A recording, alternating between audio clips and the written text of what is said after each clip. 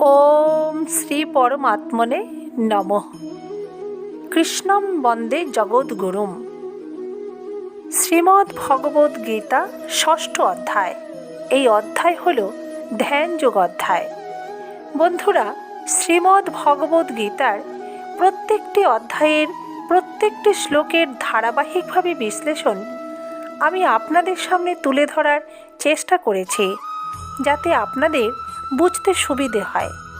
এই পর্বে আলোচনা করব শ্রীমদ্ ভগবদ্ গীতার ষষ্ঠ অধ্যায়ের 21তম শ্লোকে ভগবান শ্রীকৃষ্ণ কি বলেছেন।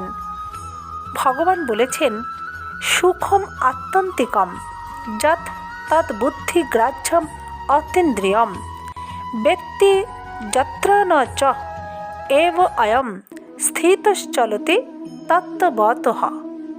অর্থাৎ, যে সুখ আত্যন্তিক, অতীন্দ্রিয় এবং বুদ্ধিগ্রাহ্য এবং যে অবস্থায় ওই সুখ অনুভূত হয়, তথা যে সুখে স্থিতি লাভকারী, ধ্যানযোগী সেই তত্ত্ব হতে কখনো বিচলিত হন না। এর ব্যাখ্যায় বলা যায়, সুখম আত্যন্তিকম যৎ, অর্থাৎ ধ্যানযোগী আপনাতে আপনি যে সুখ অনুভব করেন, প্রাকৃত জগতে সেই সুখের থেকে বেশি আর কোনো সুখ হতে পারে না, হওয়া সম্ভবও নয়। কারণ ওই সুখ ত্রিগুণাতীত এবং স্বতঃসিদ্ধ। এই সুখের শেষ কথা হলো সা কাষ্ঠা সা পরাগতি। এই সুখকেই অক্ষয় সুখ, অত্যন্ত সুখ এবং ঐকান্তিক সুখ বলা হয়েছে। এখানে আত্যন্তিক বলার অর্থ হলো এই সুখ সাত্ত্বিক সুখের থেকেও বিশেষ প্রকারের, কারণ সাত্ত্বিক সুখ উৎপন্ন হয় পরম আত্মবিষয়ক বুদ্ধির প্রশান্তি থেকে। এবার জানব অতীন্দ্রিয়ম। এই সুখকে ইন্দ্রিয়াতীত বলার অর্থ হলো এটি রাজসিক সুখেরও অতীত। বিশেষ সুখ, রাজসিক সুখ উৎপন্ন হয় জাগতিক বস্তু, ব্যক্তি, পদার্থ, পরিস্থিতির সম্পর্ক থেকে, এবং সেটি ইন্দ্রিয় দ্বারা ভোগ করা হয়। বস্তু, ব্যক্তি ইত্যাদি প্রাপ্তি হওয়া আমাদের আয়ত্তে নেই, এবং সেগুলির প্রাপ্তি হলে এই সুখ ভোগ ওই বিষয়ের আয়ত্তাধীন হয়। সুতরাং রাজসিক সুখে পরাধীনতা থাকে, কিন্তু আত্যন্তিক সুখ ইন্দ্রিয়াদির বিষয় নয়, এটি মন পর্যন্ত পৌঁছায় না, কাজেই ইন্দ্রিয়ের কথাই ওঠে না। এটি স্বয়ংই একমাত্র অনুভব করতে পারে, তাই এই সুখকে অতীন্দ্রিয় সুখ বলা হয়। এবার জানব বুদ্ধিগ্রাহ্যম। এই সুখকে বুদ্ধিগ্রাহ্য বলা হয়েছে এ কারণে এটি তামস সুখেরও অতীত। তামসিক সুখ নিদ্রা, আলস্য এবং প্রমাদ থেকে উৎপন্ন হয়। গভীর নিদ্রায় সুখ পাওয়া গেলেও তাতে বুদ্ধি লীন হয়ে যায়।